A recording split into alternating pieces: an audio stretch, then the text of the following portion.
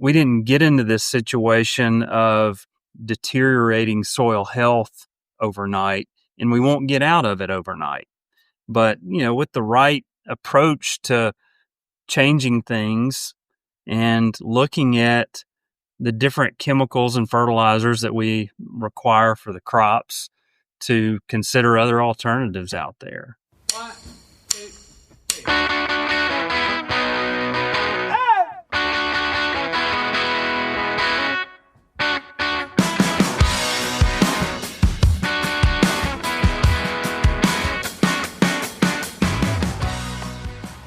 Coming up on The Modern Acre, we're talking to Andrew Duff of Groundwork Bioag about the role fungi play in farm systems.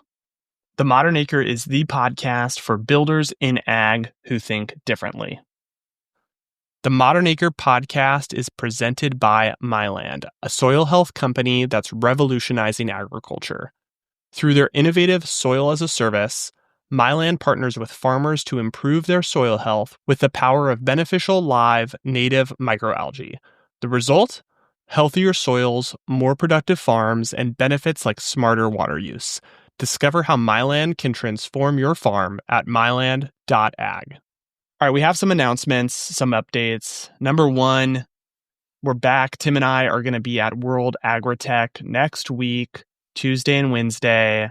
Tim, I'm so excited. It was fun to join. Last year, I took like a day off of my day job at Rivian to fly up for the day. This year, it's part of my day job. So I'm so excited to get back there, and it's a really awesome event. Yeah, Ty, this morning I was looking through kind of the calendar, the agenda for the show, looking through a few different sessions, like what do I want to chip away at? Came across an interesting one. Looks like David Friedberg's going to be there. Did you look at that panel? Yeah, the David Friedberg conversation looks really exciting. Yeah, Ty is going to be moderating a fireside chat with our bestie David Friedberg. So excited, Ty, for that session. Yeah, that's going to be a ton of fun, no pressure, but I think it's at 4:30, I believe, in the afternoon of Tuesday. So if you're there, be sure to come join David Friedberg, myself. I'm just going to try to let him cook, because I'm sure everyone is going to be very eager to hear what he has to say about discovery and technical innovation happening in agriculture. So it's going to be a fun conversation. I'm pumped I get to do that. I think you should run it like a Jeopardy audition. Just ask him questions. He has to answer in the form of a question. I think that'd be good. I love that format. Let's just spring it on him. Yeah. All right. So hope to see you guys there. We'll be walking the show, and excited to meet a lot of you. Second big update. So we're excited with the progress of AgList. We actually just celebrated a month since launching AgList, and it's been awesome so far to get companies on the platform. I think we're up to 22 or 23 companies on the platform, about almost 100 products that growers, agronomists, researchers can research, discover, find, and endorse. And we have new functionality that we just released. We're continuing to build this thing and trying to make it more user-friendly, drive higher adoption, drive more companies and users to the platform. And Tim, we've been working hard at this whole distributor functionality. So the distributor dealer plays a very unique role in this whole space of biological adoption. A lot of biological companies leverage distributor dealer networks to get their products to more growers. And so we've expanded the distributor account so distributors can sign up for a free profile and have a public facing profile. And I think this is really exciting because we think distributors are going to be a key driver of getting endorsements from growers, because they're in many cases quite close to the grower. They're the ones that have the relationships with the growers that are providing some of these biological solutions to growers. And so distributors can make a free account, they can have a public facing profile, and as they get endorsements from their growers, they're going to appear higher in the search results, and they're going to be listed as top distributors for the biological companies that they distribute for. So we're super pumped about this. One of the things that Shane Thomas talked about in his analysis of AgList is, how do you drive adoption, and who are the super users, and how can you make sure you're getting and driving people on the platform? And we think this is going to be an awesome way to do that. So if you're a distributor, create a free account. It's a great way to get your name out there, drive sales. That's zero cost to you. And as you get endorsements from growers, you're going to appear higher and on more areas of the AgList website.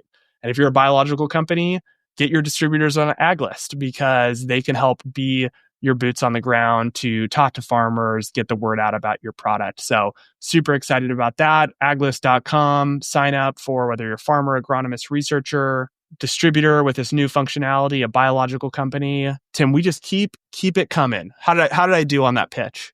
Good pitch, Ty. Yeah, the features keep rolling. We've got a separate thread with our software development team of just kind of getting feedback. And I think that's the benefit of being a small, nimble team is like we're super responsive of this could be better. Let's make this more user-friendly. So a lot of updates happening on a week-to-week basis to make the platform better experience for everyone.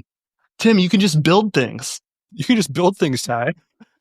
Speaking of AgList, this is a great transition to Andrew. So Groundwork BioAg was one of the first early believers in AgList, what we were building. And we're so pumped to have them on the platform from day one. So we just dig into the biological space and specifically mycorrhizal fungi, which we just nerd out on. Tim, still can't figure out how to say it. But Andrew grew up in agriculture, raised on a farm in the Mississippi Delta, and has worked in the ag industry globally over his career. He's worked for large global ag companies as well as smaller private equity-owned businesses, and his experience spans distribution, manufacturing, and farming with expertise in all major crop inputs. So he joined Groundwork BioAg to lean into this biological space, and he's just a wealth of information. We dig into all the good stuff. What does the channel look like? Carbon credits, how that fits in. You guys will love this conversation with Andrew from Groundwork BioAg. Let's jump in with what's top of mind. Top of mind for me, a couple of things. Number one, we have a lot of interest from the industry in the biological space and trying to figure out best ways to use biological inputs to complement each other and really understand, what the best management practices are when using mycorrhizal fungi. It's such a critical component in the soil that it has, a lot of interaction with other biology-based inputs that we're looking at now. And so just, really collaborating with other partners in that area. The second thing that's top of mind for us is around the carbon credit space. So carbon removal. We are in the final stages of validation of carbon credits from our 2023 cohort. And so we're super excited about that. And we're almost across the finish line with that. A lot of exciting stuff. And man, if this is not the podcast to just nerd out on fungi, I don't know where you can find that. So excited to jump into all of that. Obviously, Tim and I have a really deep passion for the biological space. A lot to dig into. But Andrew, let's learn a little bit more about you, your background, and kind of what led you into your work at Groundwork. I grew up on a family farm in the Mississippi Delta. My dad farmed until about 2007, and then he retired. So I've been in and around the industry my whole career. I left school, went to law school, and really my journey there was a result of biotech traits being launched in the U.S. in the late 90s and farming becoming, more legal intensive. And, I didn't practice law for very long, and I really missed the commercial side of agriculture, and I got back into it. And so I've spent, nearly 20 years working for large companies like Monsanto and launching traits. And here for the past 10 years, working in retail, which was a tremendous experience with a private equity group that created Pinnacle Ag, which was later bought by Simplot. And then working for Verdesian in the biostimulant specialty nutrition space for a number of years. And now at Groundwork, where, it really is a startup. The company manufactures a great product. It's a unique manufacturing process that was created in Israel by their renowned research institute, the Volcani Center. And now we're commercializing that. We're bringing that to farmers in North America, and it's a new frontier.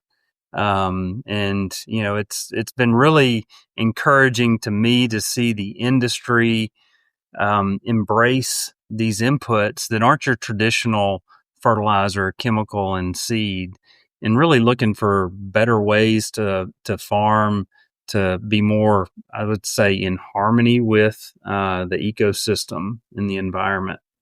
Super cool background and range of experiences, and awesome that you took the leap coming from kind of bigger companies into kind of startup world. So I guess, how's that been, like jumping from bigger businesses into a startup and really trying to get that grassroots market penetration, talking to growers and get adoption for the products? Yeah, I'm very fortunate, very blessed. I don't know that I really had a plan for this to happen this way. Working for Monsanto, the largest ag company in the world at the time, you felt like you'd made it, to a great spot. And it was a wonderful experience. But I just really longed for experiences that allowed me to use my creativity and my experiences to create something new. And so, the smaller the company, the more you're able to use that creativity. And being in the space with an emerging market with these inputs, specifically with mycorrhizal fungi, there's not a playbook to draw from. You have to create a new one, and so that's just very rewarding personally. To see a challenge and to be tasked with coming up with solutions. And, really the way that I do that, and our company does that, and lots in the industry, is just, visiting with farmers and finding out what works. Transparency has been a critical component of being successful, with these startups, is just being honest about what answers you have and what answers you don't have, and what you need to come up with together. And that's worked really well. Farmers and the ag community is very resilient, is very willing to adopt new things, but you have one season to make a living. And so there's, some challenges to work through, trial and adoption. But, with the right, I would say, transparency and collaboration across the industry, you can have a lot of success. Andrew, at the top, you talked about just this dynamic that I'm learning more about with biologicals. It's not just as simple as, hey, there's this hot new biological product, just slap it on and everything will go well. But these are living things. And so not only is there environmental considerations and context specific considerations, but there's also the interplay with other inputs that you're applying on the farm, be it biological or chemical. Talk to us a little bit about how you've kind of had to think through this and learn more about the space of this dynamic of interplaying with other products that farmers are growing, and whether there's synergy or not. Yeah, great question. Think about the industry since 1995, when biotech traits were launched. Our conversations, our trade shows, all of the topics at all of the industry events have been around seed technology, chemistry to kill weeds, to manage, fungicides, herbicides, things of that nature. And when you evaluate performance of those types of products, you have more of a controlled environment. And so you look at this win percentage that is very high. When it comes to biologicals, it's a much more dynamic performance environment, because of the interaction with all of the biology in the soil and with the crop, with the weather. And so you have to look at the whole diet, the whole agronomic recommendation on the farm. You can't just change out, one healthy food and continue to eat fried food. You have to look at changing your diet completely in order to see the results that create a return on investment. So it's expensive. It's time consuming to really year in and year out test in multiple environments and see what you learn from those different environments. But we're making a lot of progress. You just have to have the right expectation of, hey, this may not show a clear ROI, but 65 or 68% of the time instead of 85% of the time, which is what you're used to. That's kind of the benchmark with, seed companies and with herbicides and things like that. So it's not to say that you're not having a good response. It's just, the variability across fields in the environment. You should just have a different expectation of what you're looking for and what you expect to see. And you're talking into expectations. I think with a lot of these products coming to market, I think a lot of growers are looking for, that one-to-one replacement of how do I replace a herbicide with a bioherbicide and have it just be just efficacious. Is that realistic in this space? I think there's people just looking for the easy one-for-one replacement. Like, does that work in biologicals? Yeah, so there are some biocontrol products that probably have more of a immediate plug and play response, but in general, most of the biologicals, whether it's bacteria based or fungi based or some type of a plant extract, it's a commitment over several years to really understand how those products are going to interact. If your patience is only 1 year at a time, then it's going to be very challenging, and I don't think we'll see, we'll not move the mark considerably unless we approach this long term. We have to look at the tools that are now available, that are becoming available, that weren't, in supply in the past 5 years. And how do we start using those and incorporating those into our operations to just make a healthier soil environment the way Mother Nature intended it to be? And we know that in a healthy soil environment, our plants are more resilient to resisting pests and other harsh environments. So that's what we want to build back, but it doesn't happen overnight. We didn't get into this situation of deteriorating soil health overnight, and we won't get out of it overnight. But, with the right approach to changing things and looking at the different chemicals and fertilizers that we require for the crops, to consider other alternatives out there. We know, I heard on one of your recent podcasts, gentleman that farms walnuts and almonds, has a tree nursery. Most of our plants they're 90% carbon and oxygen, and our conversations and recommendations are dominated by discussions about macro fertilizer. And, that's not a criticism of, the channel. That's just, been a big focus of what the channel is able to carry and deliver to the farmer.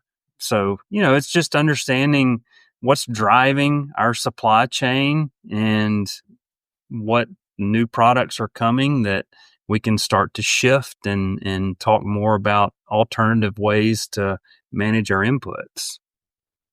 So how is that going for you right now? Like, what are you seeing traction in as far as going to market? Is the channel figuring it out? Are you having direct conversation with growers? How do agronomists fit into this? Like, what's working for you guys as far as educating customers and getting traction with growers?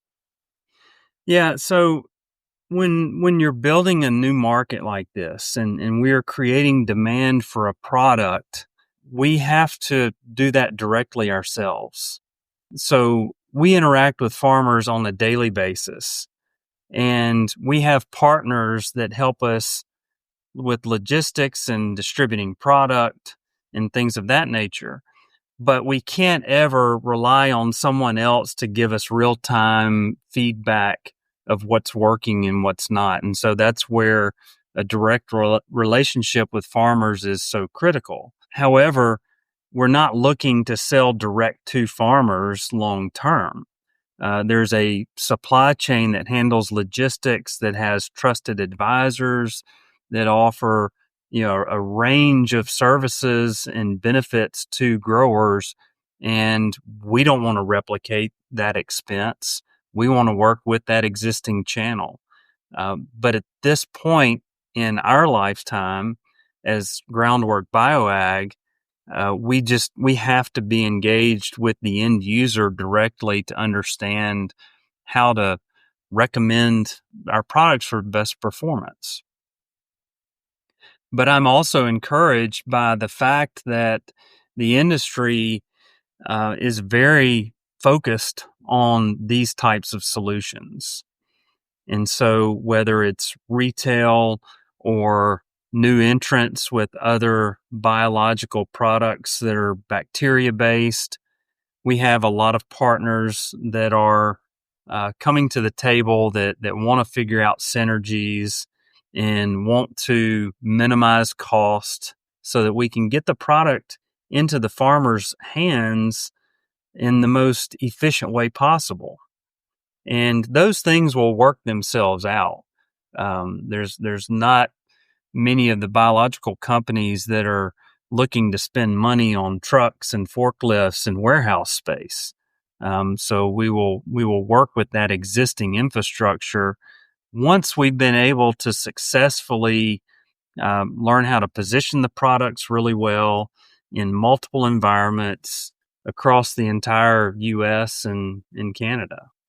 I think that approach makes total sense. You don't need to recreate the wheel from a distribution standpoint. I think the ag industry has done a good job of kind of getting that out there. It was funny when we launched AgList in late January, I got reached out to by a distributor for Rutella in South Africa that was super passionate about the product. So it's just cool to see the global reach that you have working in North America as well as markets like South Africa. Yeah. No, that's encouraging. And we hear, inbound requests unsolicited every week. And so that's encouraging to us that, there are people looking for solutions like we are offering. But, it's just, as a startup, you have to be very nimble. You have to be very efficient because you're resource limited.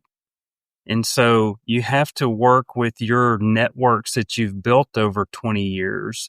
You have to collaborate with people that have already put in place assets that you can leverage instead of creating your own. And, that's where right now we are experiencing tremendous growth from partners who have already created that relationship with the grower on large scales. And now they introduce our product and it's, we're able to scale up very quickly. Andrew, before we dive a little bit further into the industry in general, maybe talk to us a little bit more about the product, Rutella, that's helping with root development. Just talk to us about the product, what the application type looks like, what kind of crops you're addressing, and what the benefit is. It took me about 6 months to decide how I would say mycorrhizal fungi. Is it fungi? So our core competence is around manufacturing mycorrhizal fungi. It's, as I mentioned earlier, a unique process that was created through years of research at the Volcani Center in Israel. So we're able to address a lot of problems in fields where we've eroded the fungal network in the soil. And through tillage, we're essentially killing the fungal network. So, one of the reasons that cover crop and no-till is so beneficial to the crops long term is just rebuilding that fungal network. So mycorrhizal fungi are responsible for delivering nutrients and moisture to the plants. We know that its main role is to make phosphorus that's in the soil that is otherwise tied up. It makes it available to the plants.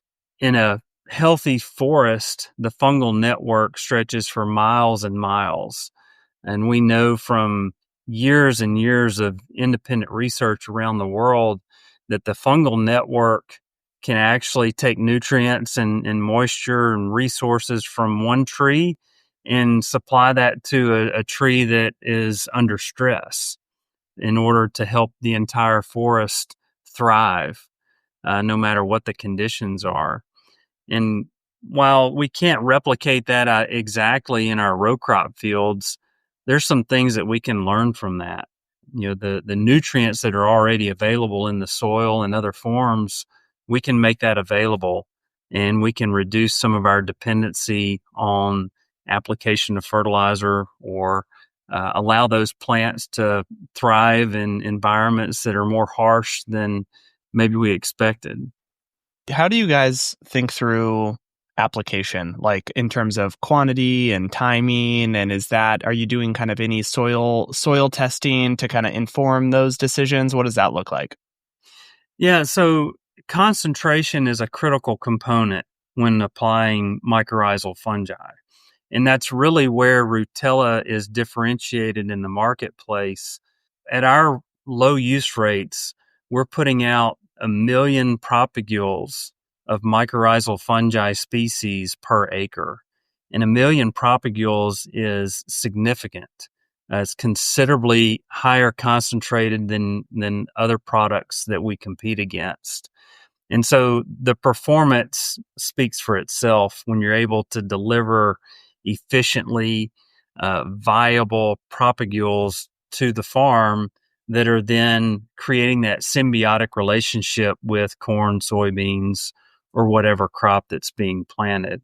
We don't do soil tests every year for the placement of Rutella, but we do look at databases that give us information around, pH, that will help us place the product in environments where pH is not optimal and where phosphorus is being tied up in the soil. We've also learned from some studies that we've done in Brazil, where we're able to cut back phosphorus by 50%. Because there's plenty of phosphorus in their soils. It's just tied up because of the pH. And when farmers apply Rutella in those environments, they're seeing either maintaining yields with half the cost of the fertilizer, or seeing an improvement in the yields because they're optimizing the nutrients and the balance in that plant. All right, Andrew, you've been at this a long time, working in biologicals, working with a number of different products. Really curious, what's your ag hot take?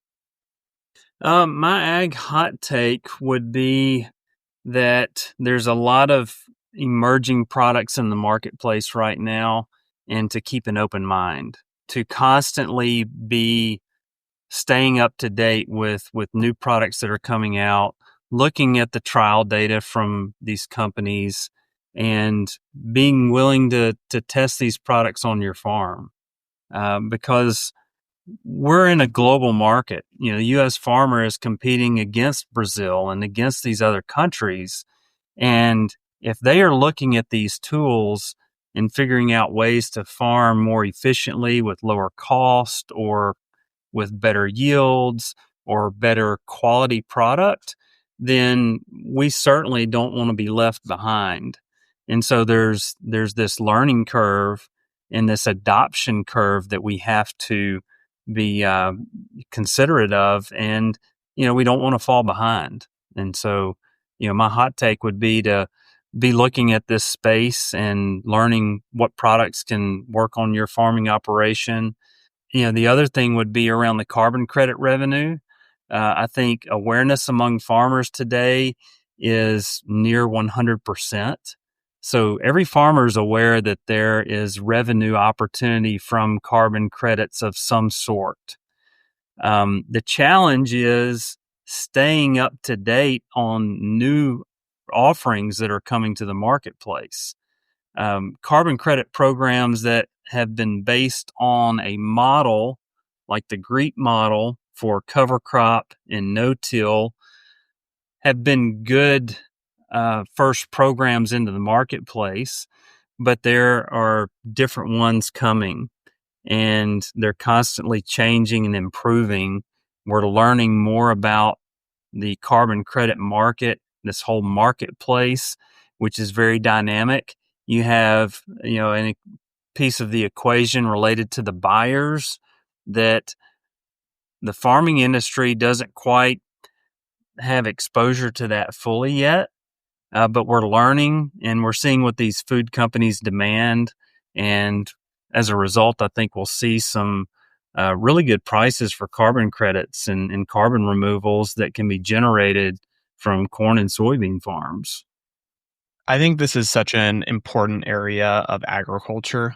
The margins are slim. The economy is ever challenging, and farming is doing a lot of good.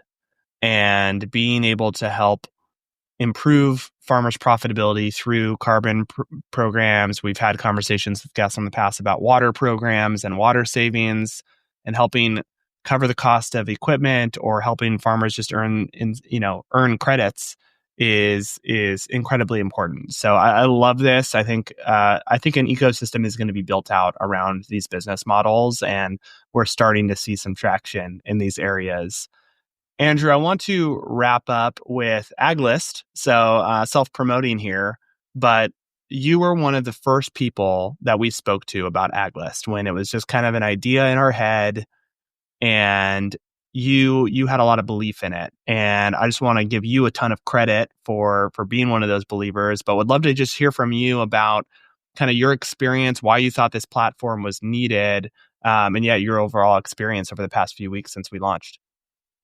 Yeah, no, I love the idea since you guys first pitched it to us. The biggest challenge with launching new products, and even more so in a new category of new products, is just education. And having an unbiased, independent platform where companies can put out their own information, and it's also a forum for users to give their own experiences. That is just going to help us. It's going to save us time as an industry. Hopefully, we'll figure out from farmers' own experience what is working well on their farms. As I mentioned earlier, as a startup, we're resource limited. We can't do thousands of trials every year. We're selling product that's helping us generate revenue. But it's great to hear from farmers that have used our product to find out how it worked for them and what their experience was, good or bad, hopefully more good than bad, but you learn from everything that your customers are doing. And so I love, the idea of a place where the industry goes to for information and the results of the product speak for themselves, versus every company trying to drive people to their own individual websites or to their own individual source of truth and information. I think we'll hit a bigger swath of the industry through this independent platform. To me, it's about the voices that you have speaking similar messages. That's how we're going to create demand for this category. That's how we're going to have the end user really understand the benefits. We all know, you guys are a prime example, that the best information comes from another farmer that's used a product. And so those testimonials are absolutely critical. And again, in an unbiased manner, so that it's real and the results will hopefully drive success of your products. No, I really appreciate those kind words, Andrew. You were one of the early believers, so really appreciate your support and just your mindset about the industry. I think it's a collaboration between all these companies, and a rising tide lifts all these boats. So it's cool to see companies start to embrace this and push the biologicals category forward. Andrew, as we wrap up here, how can listeners get in touch and connect with you and Groundwork BioAg? Yeah, so they can visit us at groundworkbioag.com. All of our personnel in North America will be listed there on our website, through social media as well. We're pretty easy to find. We try to be out there as much as we can. So I'd encourage people to go to AgList and find our contact information that way.